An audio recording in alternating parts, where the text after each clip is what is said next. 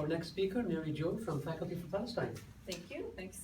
I'm going to try really hard to link Faculty for Palestine with the labor question. It's actually not that hard to do, but it's not the first thing that comes to mind, right? So usually when people think of faculty and students, we think, you know, in the academic realm around teaching and learning, etc., and the academic part of it. But there's a bigger story here. So Faculty for Palestine, just quickly, was formed in 2008.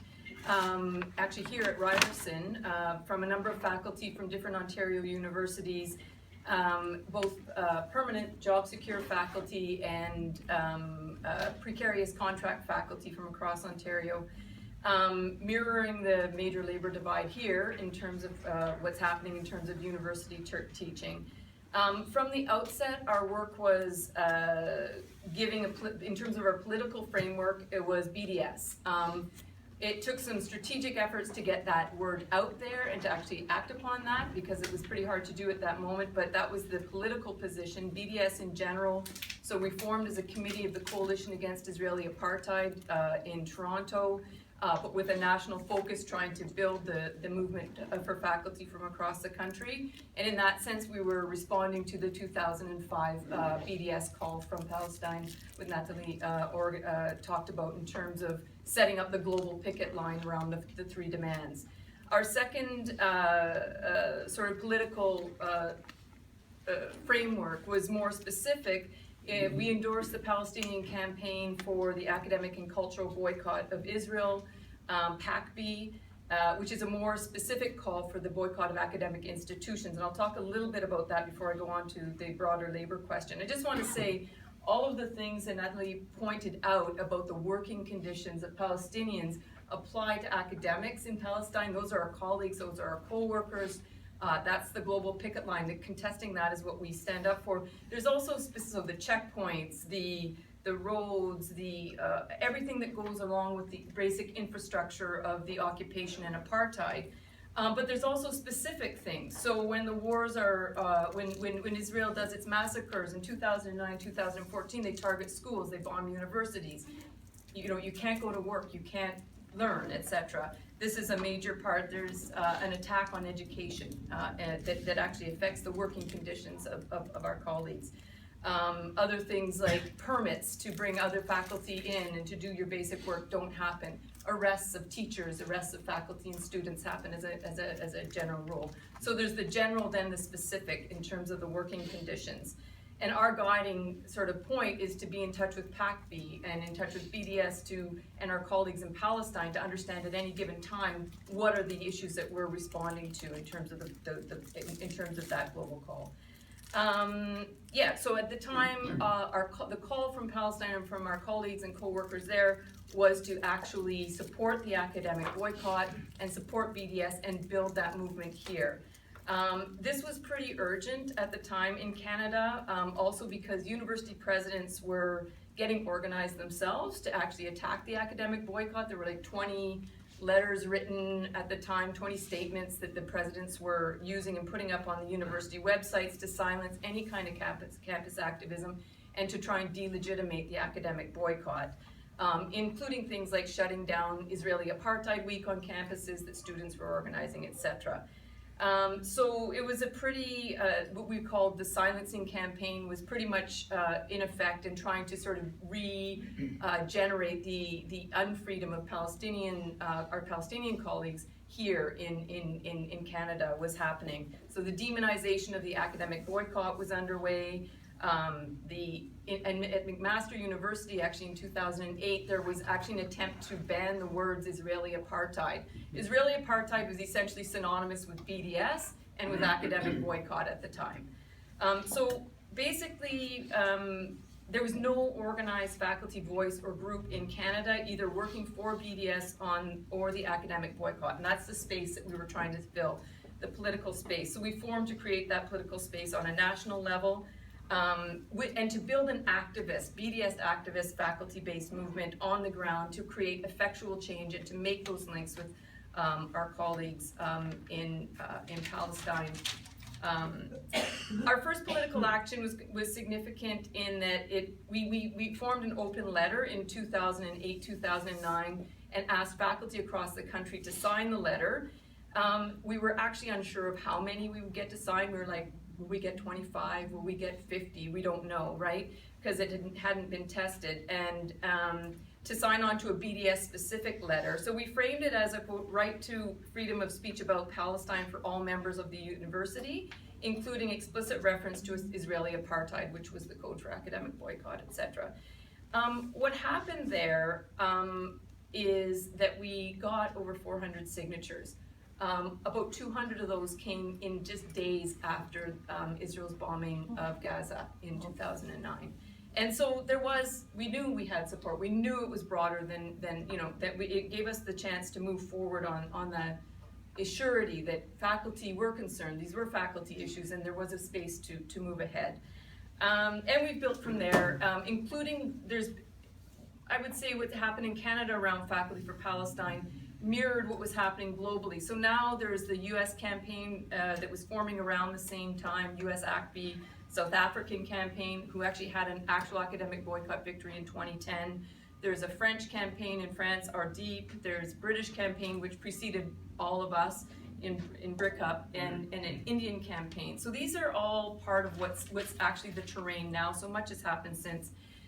I'm now going to switch gears and try to show the links to faculty and labor. I think one of the main things for Faculty for Palestine, it's important to recognize and remember that the formation of Faculty for Palestine was deeply influenced and informed and inspired by the labor movement.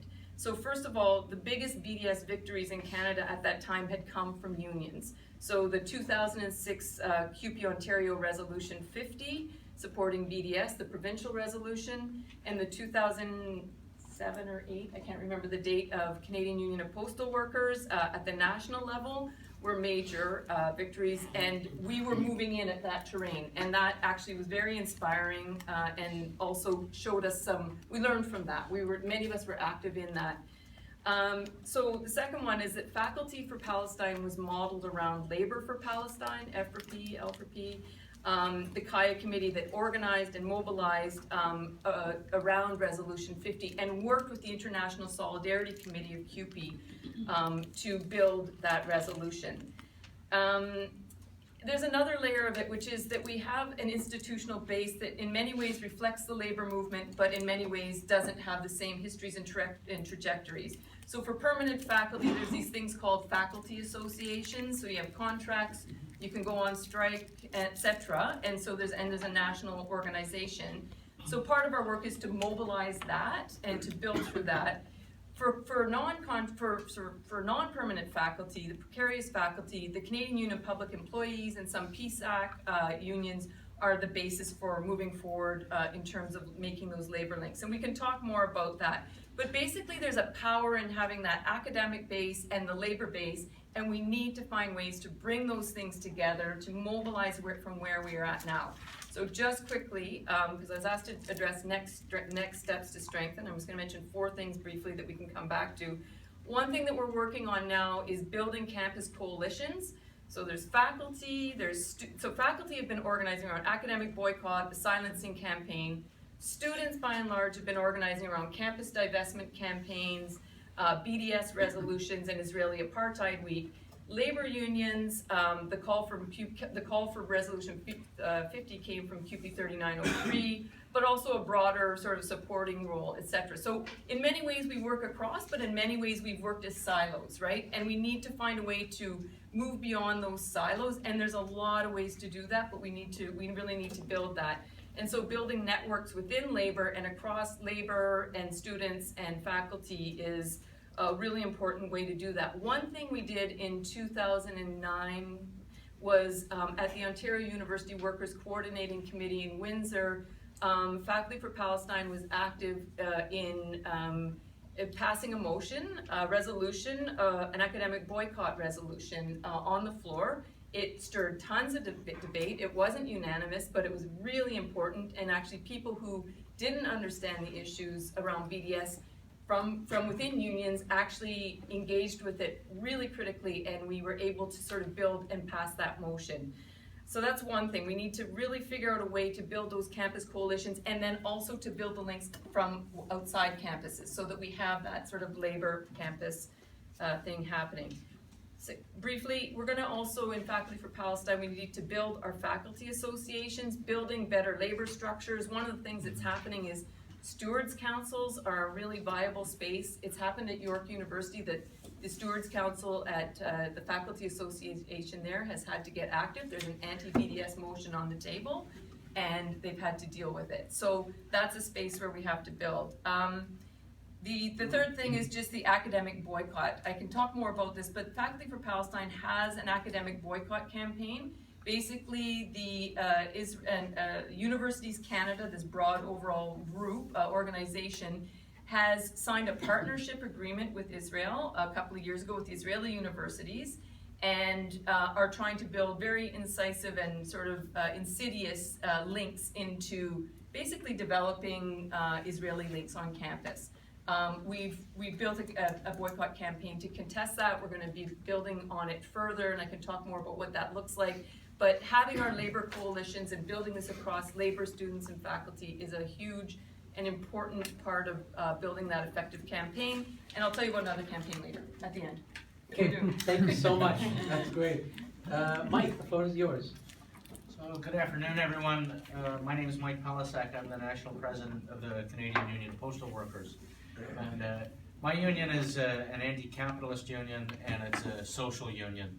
And as such, we've always been involved in international solidarity, and we've always been involved in broader social struggles, because we genuinely believe that our struggles are all connected, and it's only together that we win.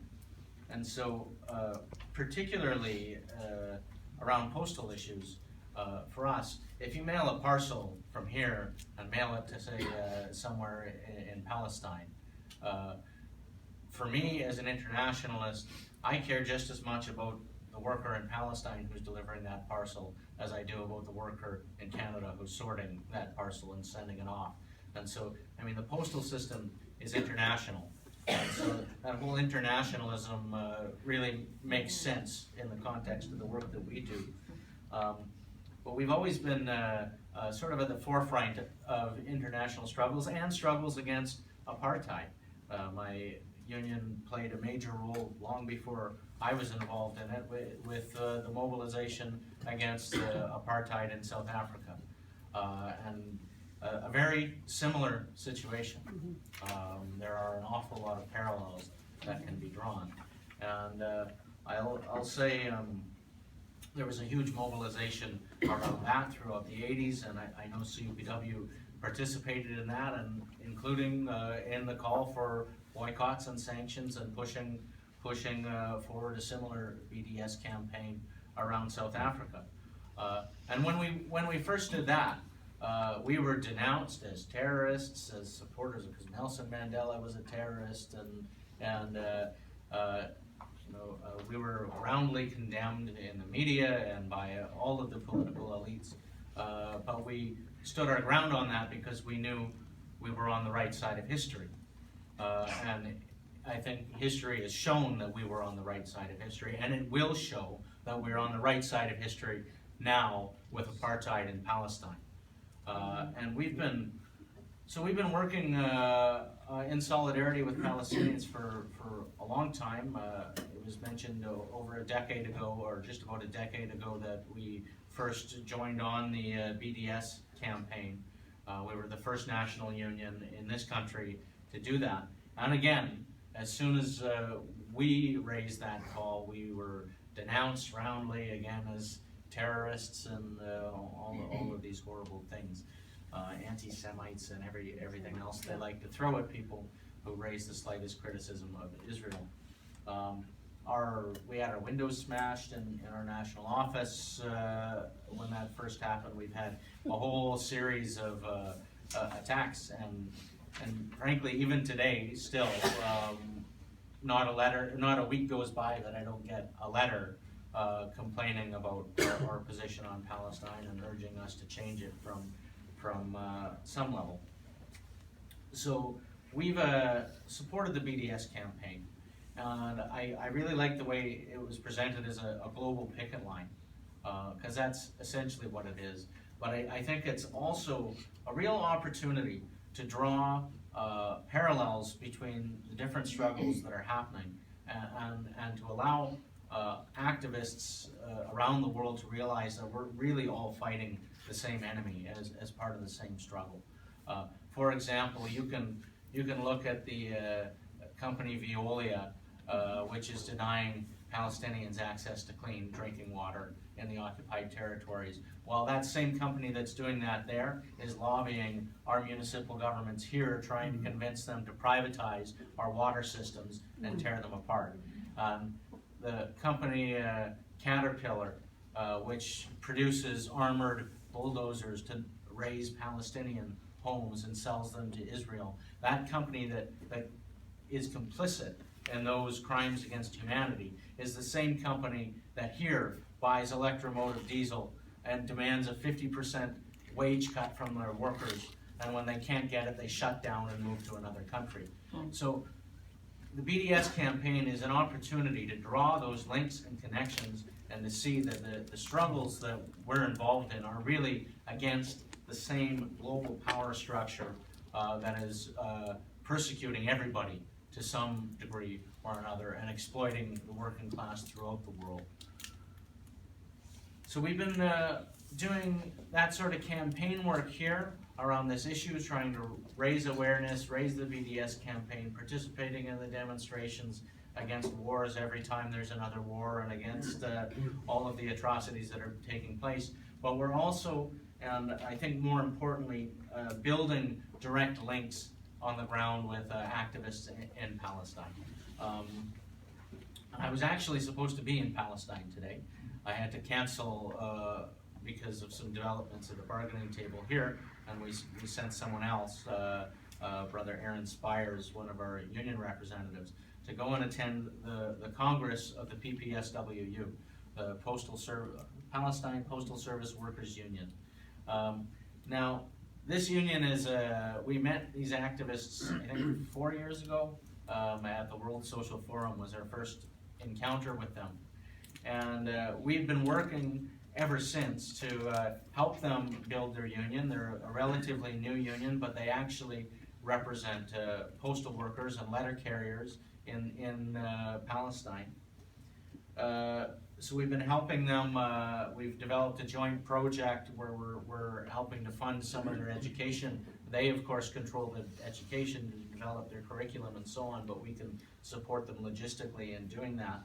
And I think one of the more important things that we had been working on is to try and bring them into the global labor movement, because I think you'll find as a general tendency, Palestinians are absent from a lot of the major international unions. And so for over 3 years, we've been working to try and bring the Palestine Postal Service Workers Union into Uni Global Union, which has a lot of other postal workers from around the world, and particularly in the Middle East and North Africa. And that was a very long and a hard campaign with a lot of resistance. And not just because of the questions that you might think of course there was resistance from Zionist elements in different places, but also because the PPSWU is a independent union. They're not affiliated to the state, they're not affiliated to any political party. They work to represent postal workers and their interests, and that's it. And so that's a question that throughout North Africa and the Middle East has been really shaking up the labor movement in general ever since the Arab Spring, when these independent unions started popping up all over the place. And so it was hard on a number of levels to push to get these folks in, but I'm really proud to announce that just a few months ago, Uni Global Union voted to affiliate the PPSWU. And now today, as they're wrapping up their Congress in Palestine, there are representatives from Uni there in Jericho at the meeting, and we've successfully broken that isolation and brought them into the global labor movement so that their perspective is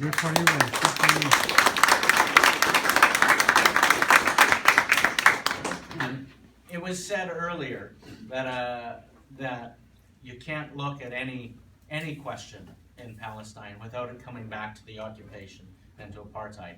And that's especially true at the post office. Since we've been in touch with the PPSWU, we've been able to get a much better view on the ground of what the occupation and apartheid looks like for postal workers. Israel controls the mail system and controls the money for running the postal system in Palestine. And so they're subject to political reprisals and collective punishment all the time. And the most glaring thing that I'm reminded of is when the UN voted to recognize the Palestinian state. Israel responded by shutting off the money for postal services and other government services. And my colleagues, postal workers, letter carriers in Palestine, had to go without wages for 6 months. Wow. For 6 months as punishment for a vote that took place at the UN. Now you can't tell me any trade unionist in the world can justify that kind of oppression. It has to stop, and that's why we're working on this. That's why we're going to keep pushing on this. We're going to keep raising these issues to make sure that around the world people are aware that the issues of occupation, the issues of apartheid, these are trade union issues. They affect workers. But it's not just a question of charity. It's not just a question of us supporting a struggle in some far-off land, but in fact, a mutual support. Solidarity is a two-way street. And my union has been under attack for the last 2 years from the conservative government here. Now we'll see what happens with the new government. But I can tell you, we were very heartened to know that when Stephen Harper went to Palestine, went to the West Bank, he was met by a picket line of postal workers holding Save Canada posters.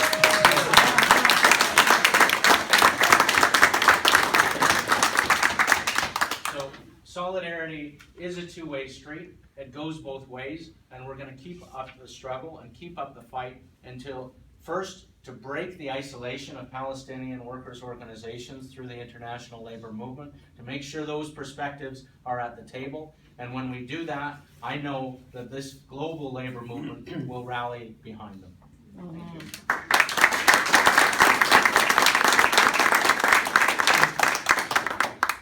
Thank you so much for all our speakers. We do have some limited time for questions and answers. So I will be very strict in relation to the speakers list. We're going to make sure that there is gender balance. We're going to make sure that there are first-time speakers who go first. I will interrupt people who go too long, and I will interrupt people who make speeches. We don't have a lot of time. Please direct your questions to the panel or specific folks on the panel, so we can come out with something concrete that we can work around. I said earlier that I'm very encouraged by the developments in the Canadian labor movement in support of the Palestinian people's rights. But there's still a lot of work to be done. And in that regard, we want to come out of this particular forum. I see a lot of faces of comrades from across the country and, of course, internationally. A lot of us are working in different cities to build organizations within the labor movement to continue the fight and to continue the support for BDS and supporting the Palestinian people. If you have an organization, or if you'd like to connect to an organization in your area, I will be circulating a sign-up sheet. Please sign up. We will be in touch, and we need to build that movement going forward. I do have already one question at the back. I beg your indulgence, Brother Hussein. If I may, I just want to mention, I was in Palestine as a human rights observer in 2003, and I can vouch for everything that's been said at the desk. I just want to mention, too, I'm ashamed of my government. They were one of the 3 governments that voted against the recognition of Palestine in the UN. I'm on the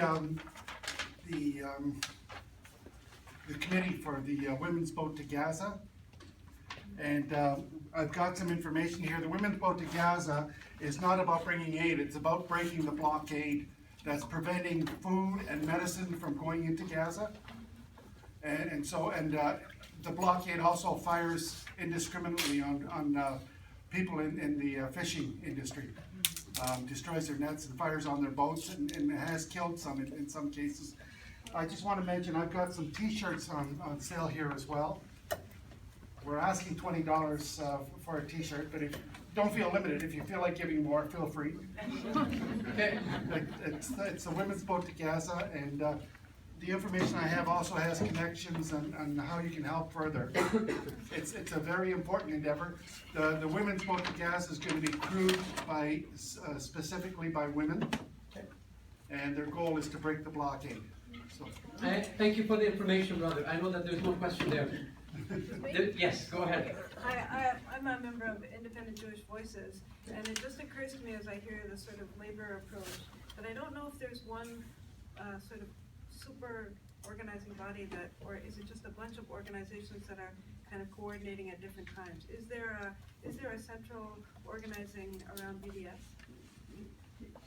So what we're going to do, actually take 2 or 3 questions, and then we'll come back to the speakers. So I have Derek. I'm curious about each of the panelists' definition of boycott, I guess, because my experience of similar boycott campaigns goes back to the 80s, even the late 70s in South Africa, where the boycott was nuanced. So, for example, one of Mary Jo's predecessor colleagues, a previous generation of academics, might spend the morning handing out leaflets at a liquor store encouraging the withdrawal of South African products for sale, and then might get on a plane and fly to Johannesburg and hold seminars for an anti-apartheid activists in South Africa on their topic, their specialty. And I'm curious because I've been doing some work with one of the unions that I'm sorry the comrade from Quebec mentioned, from the CSN mentioned, WACMAN, in trying to assist them in organizing largely Palestinian workers in the areas under military law and the occupied territories. Is that an anti-boycott activity? How nuanced, I guess, is our definition of what constitutes a boycott? Okay, sounds good. Thank you. We'll take one more question and then we'll flip it over. Henry? Okay, I've got 2 quick questions. They might be longer answered. Recently there was, the news had information about some large teachers demonstrations in Ramallah. Mostly women teachers. Like to hear more information about that. Second short question, longer answer. We've heard WACMAN mentioned twice. Workers' Action Center, Ma'an, led by Asaf Adiv and Asma Baria Zahalka. I've known Asaf Adiv since we met on an Israeli tank in 1974. I'd like to hear about the contact between the Canadian Labour Movement, especially CSN, and Workers' Action Center. Okay, great. So we'll let our panel take these 3-4 questions, and then we'll come back to another set of questions.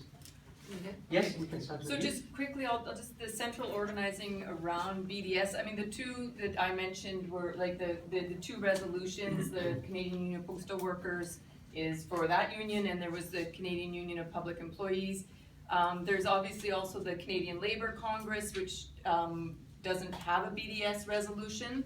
But just from Faculty for Palestine and also from CAIA organizing, yeah, that's a good question, and how to actually move ahead in that direction is important. I know during 2014, during the bombing of Gaza, when we organized, I'm looking at Aiden, when we organized in Toronto, we had labor speakers who wanted to speak, and Fred Hahn spoke, Marie Clark Walker spoke. So individuals, but we need to move it and we need to sort of organize around that.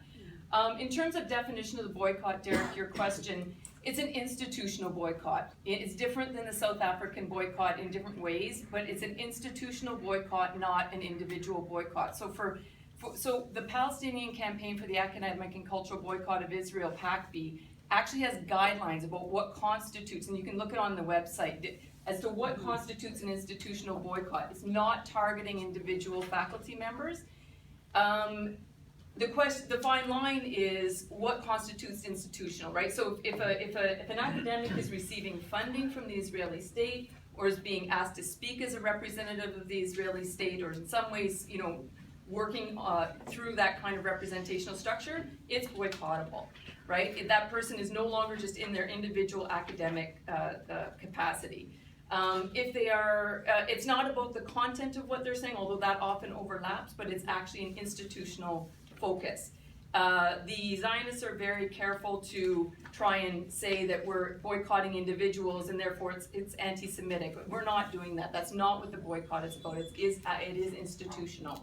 We can probably talk more about that, but I just wanted to make that clear. We are in the Faculty for Palestine, when we get things like, okay, there's a conference being held in Israel. Unless it's purely taking a position of BDS, it's boycottable. Right, and a big global call will go out to try and get the institution, whether it's the Political Science Association, et cetera, to withdraw. Or if there's a speaker coming to a campus here in Toronto who is an Israeli speaker, who's representing them, who's funding them, et cetera, that becomes the question. And we are working with our colleagues in Palestine to figure that out in terms of boycottability. Thank you, Natalie. Yeah. So in Quebec, we have a coalition, a BDS Quebec coalition, where all groups who sign on a BDS campaign reunites and develop some joint actions. I would say, relating to the definition of the boycott, that I think that's an important precision that's made for academic boycott. Now, the boycott of the products, I think it's a little bit different, of course, because I think most of the activists will target some products that are coming from the colonies, or that they are a specific situation of violation of international rights or specific rights. But many other people just say boycott everything that's coming from Israel, because if you want to target the apartheid also in Israel, regarding the Palestinian citizens, like you cannot just target the colony. The objective is to put an economical pressure on Israeli enterprises, so there'll need to be a change. But there's also the disinvestment and the sanctions. And I think what we will try to do is focus a little more on the disinvestment now, to see if we can do something about it. And then, of course, there are some precedents, and for instance, the PGGM pension fund in Holland targeted 5 Israeli banks because they were supporting the colonization, financially supporting the colonization. So they were able to divest because they said that's again international law. So I guess it's less clear perhaps than in the academic boycott, where there are clear guidelines with lots of pages, and it's really clear. The strike in Ramallah, I don't have lots of details. I just know it was a strike against the Palestinian Authority as well. And it's not because you work in Palestine that your rights are more respected. There are links, there's a lot of unions in Palestine. Some of them are more linked to political parties, some of them are more independent, but the situation there is really complicated. You don't feel really there's a coalition between the different unions to go in the same direction. And the relations with the PA, the Palestinian Authority, aren't simple. They are still requesting a raise of the minimum salary, and that the minimum salary being paid, actually, because it is not the case. And sometimes you will find quick excuses saying that under the occupation, the Palestinian enterprises cannot afford to pay more than what they are paying right now. So that's I think it's a really complicated situation, and there are problems in Palestine with the right to speech for the Palestinian people, depending on their political current as well. So these are not questions that we can ignore. But what I understand is that the strike was successful for the teachers. And WACMAN, well, we've met them through contacts that the SIG Galicia had. Frankly, we don't have a deep collaboration basis. We try to support as much as we can the Palestinian organizations. I think the intentions are there in terms of the WACMAN, but it's it's not a union like other unions. I mean, the structure, the democratic structure is not the same. I think I've seen their work, like the type of thing they do in Jerusalem to help the Palestinian women, for instance, who have to go to the unemployment office every week. They are there to support them, to help them when there's a problem.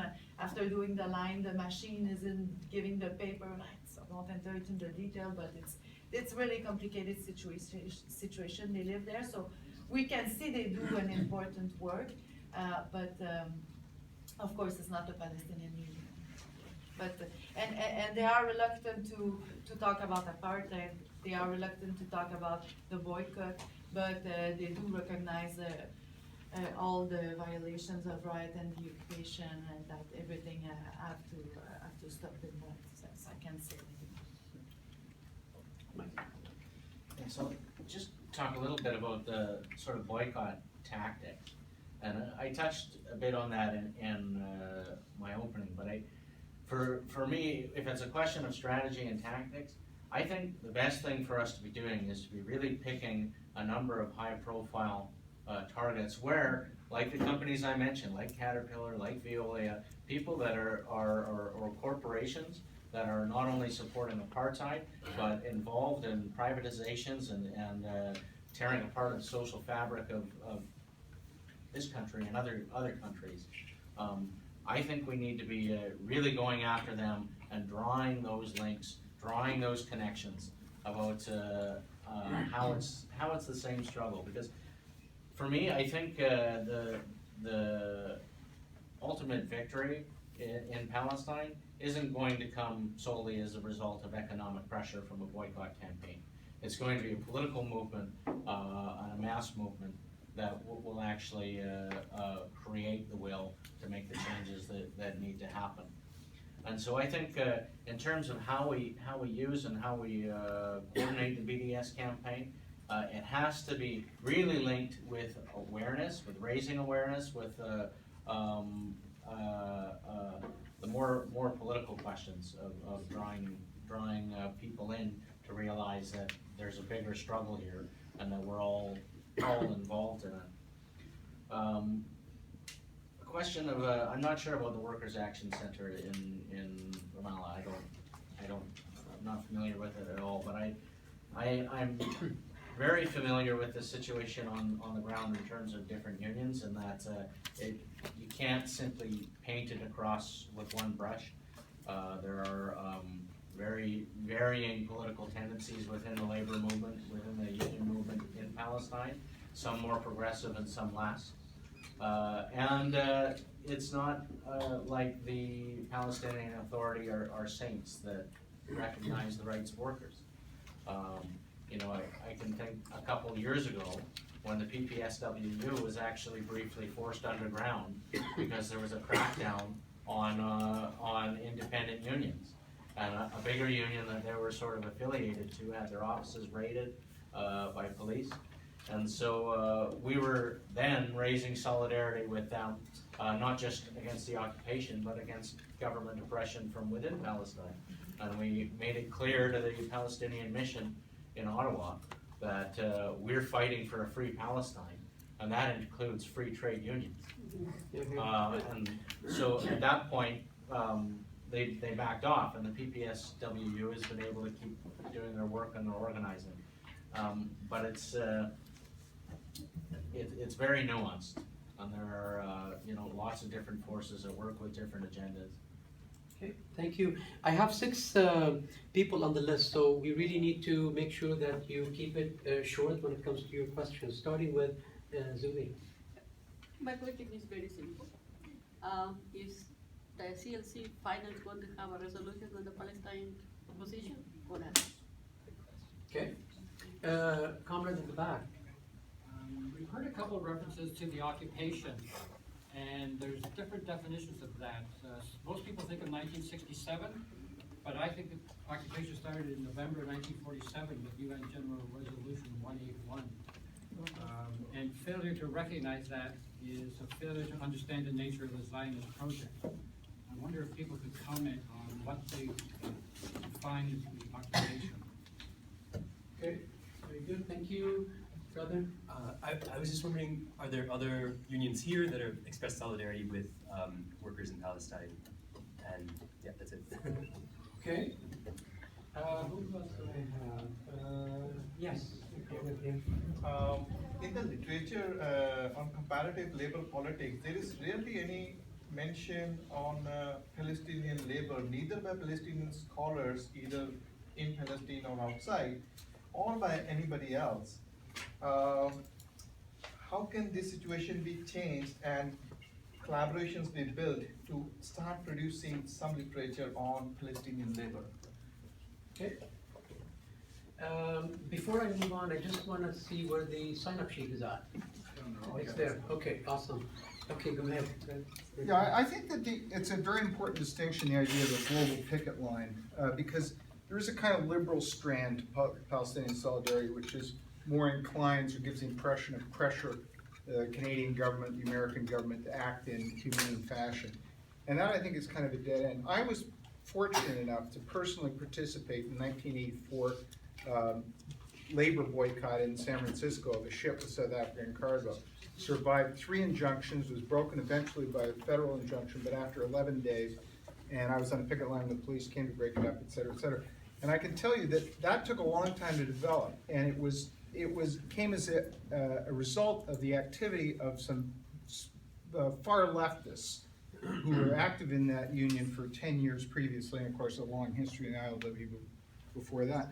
But one of the things that was very important to these people being able to develop this was their understanding of the perspective that the existence of apartheid in South Africa was part of a larger imperial project. And I think the same is true of the role of Israel in the Middle East. And you can't talk about everything, and I think that BDS has been very important in focusing attention and undermining that. But I think that the long-term strategy has got to understand that what we're talking about is politically changing the popular opinion and laying the basis for a class struggle approach to solving the problems in the Middle East.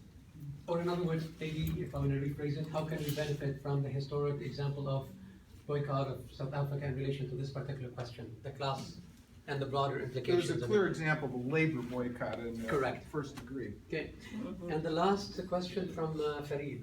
Hi everyone, thanks to speakers. I think that it's very important to have a more coordinated effort. Like those of us who were part of CUPW Ontario, like the supportive of CUPW Ontario Resolution 50 at a time. So many people are around for so many reasons. There were so many trainer workshop activities. So much work was done for a number of years. But that and the resolution is still valid, and there's so much online documentation. But the work, not many activists are around or coordinating in order to continue that type of work. There aren't any new resolution to strengthen it, but also there aren't any match national coordination. So I think that some sort of maybe Canadian labor movement for Palestine and Canadian labor movement for BDS, something like that is really long overdue. That actually bring grassroots labor activists together to have better also dialogue around some of these specific questions as well. So you're almost answering the question that the sister asked in the back, which is good. Yeah. Very good. Okay, so we'll go back to our panel for one quick round. Quickly, so in terms of the question around 1948, 1967, I just want to say that, for Coalition Against Israeli Apartheid, for Faculty for Palestine, we just go back to the BDS call, right? And in the BDS call, it's very clearly laid out that 1948 is the Nakba, the catastrophe, the starting, and that is the creation of the state of Israel and the unfreedom of the Palestinians. So the beginning becomes from there, and that's we just take the guidance from and learn from the Palestinian BDS call. So that's the way that we've taken that. In terms of Palestinian labor materials, funny you should ask, this is an older book, but there needs to be a newer one, and I can actually get you copies. But Labor for Palestine put this book out back in the day. 2008, I think. Thank you, yeah, 2008. It does need to be revived, but there is materials there, and there is stuff, but you're right, we need to actually find a way to sort of be collating this stuff and working around it. In terms of, I just want to say, because this will be my last chance to say anything, and I want to bring it up because something Mike said about, you know, being strategic, picking our profile targets, etc., our political targets. Sometimes those targets pick us, and this happens a lot in the both in the institutional boycott around academic work. But just recently, actually, we got a call from the Boycott National Committee in Palestine saying, hello, what's happening in Toronto right now, because the director of your Office of Equity and Diversity and Human Rights is actually scheduled to be a keynote speaker on a conference in Jerusalem. It's a total whitewashing conference celebrating Jerusalem's 50th, etc. So we have actually had to address that. So it comes to us, and we've worked with Palestine to figure out how to, first of all, get the city to withdraw, right? And we've got a campaign going now. We have a petition, so it's going to go around the room. But basically, the General Union of Palestinian Women have signed on to it, and are asking actually the City of Toronto not to use its equity office to further aid their oppression. But this is why the institutional boycott actually comes to, I think, in particular ways, at the academic level, but also at other institutions that can be insidiously tapped into to create these Israeli connections, right? These partnerships. And clearly equity is one that they've decided to target. They're using it through the city-to-city route. It's boycottable. And the thing about that is, I think as unionists and as a labor movement, equity has been a key staple, right? Building real equity, building real commitment to equity across the board.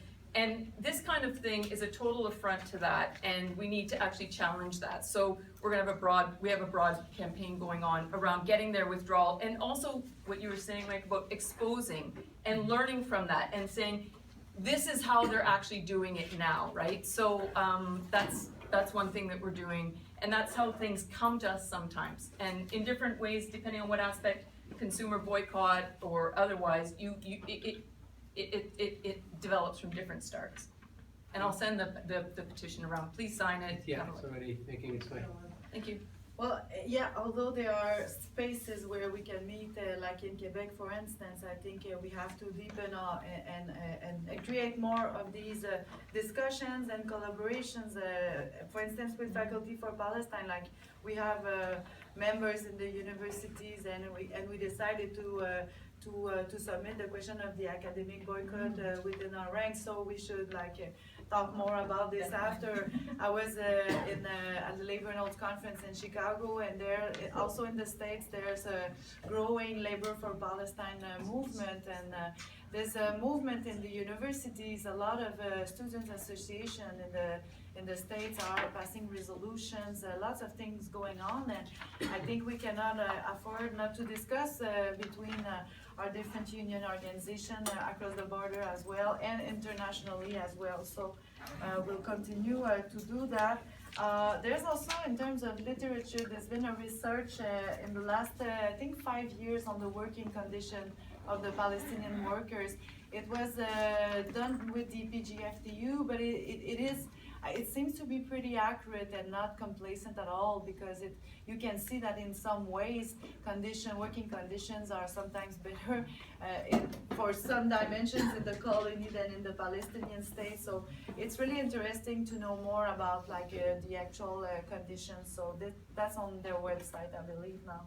And well, for the dates, I have an historic here, and the foundation of the Zionist movement originally in 1897 was looking at 3 places for the establishment of a Jewish country: the Uganda, Argentina, and Palestine. And finally, Palestine was chosen at that occasion, and with the really bad slogan of a land without people for a people without land. And then after, in 1917, you have the Balfour Declaration, where Great Britain is engaging to create a national place for the Jewish people in Palestine. So, like when we talk about geopolitical dimension, we have to get back to these foundational moments to understand why it happened there and how did other countries also help to create the Israel states in that particular region where it did serve their interest and where they did support a lot more the Jewish communities that were developing.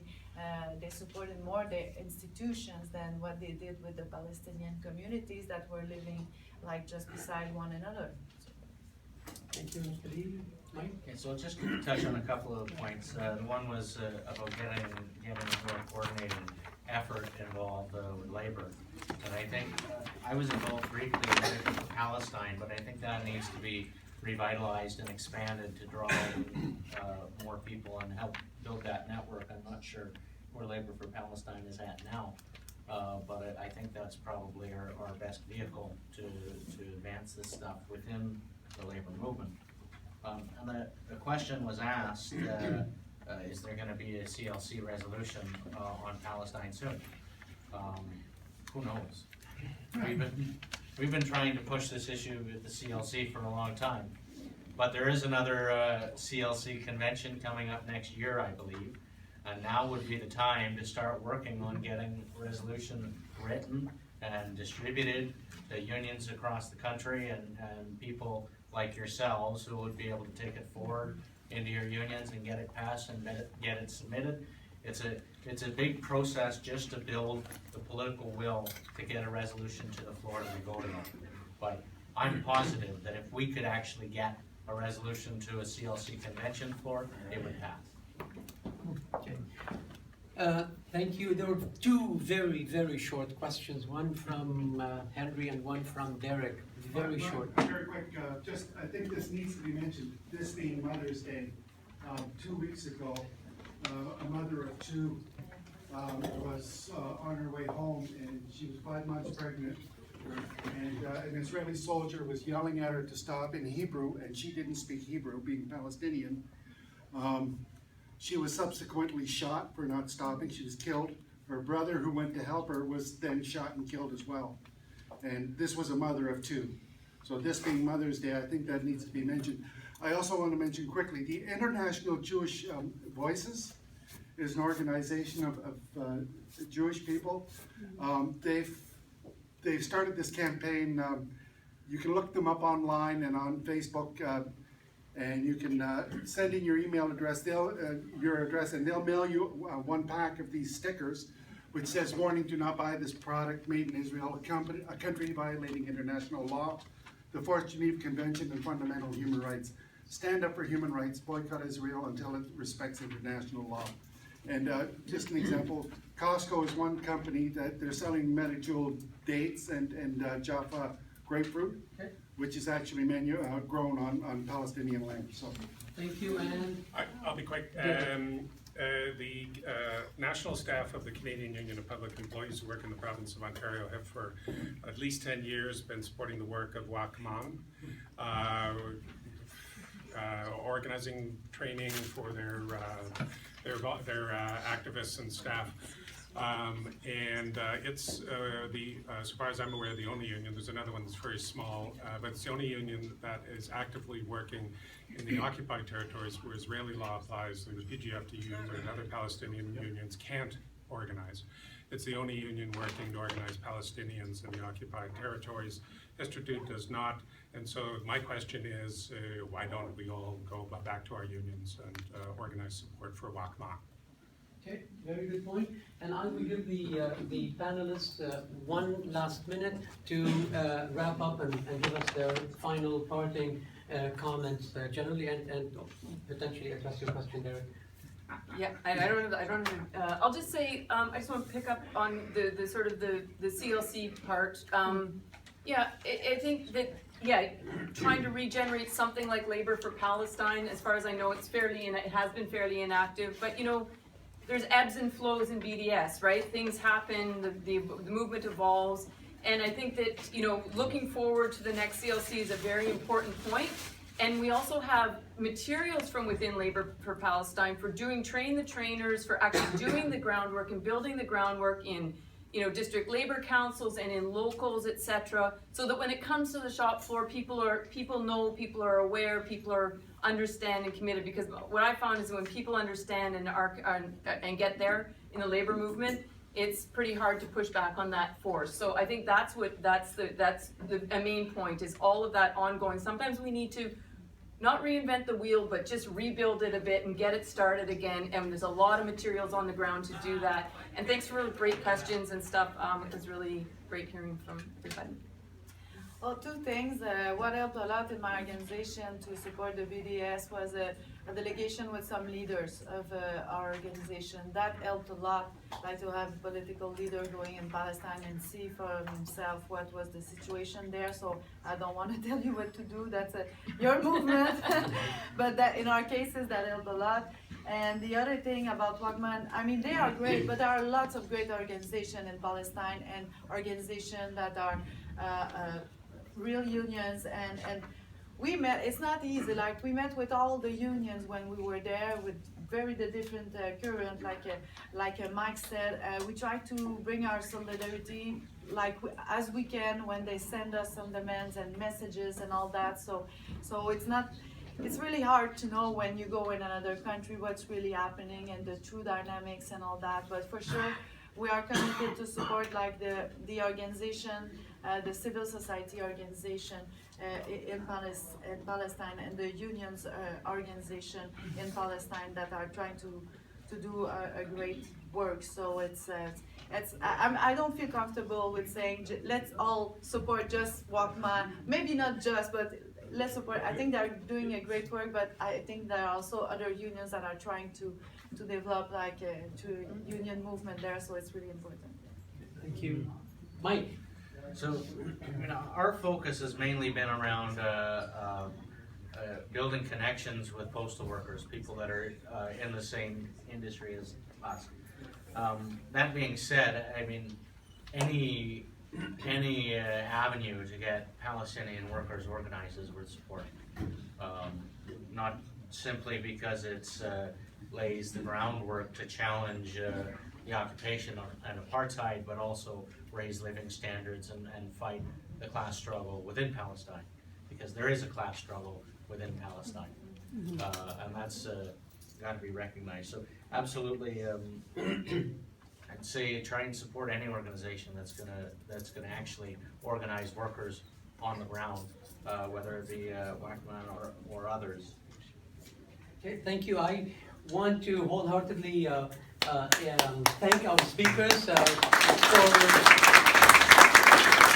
really agreeing to come and help us with this forum at the last minute. In particular, I want to note that Mike took the bus this morning from Ottawa to be with us, and so I want to give him special thanks.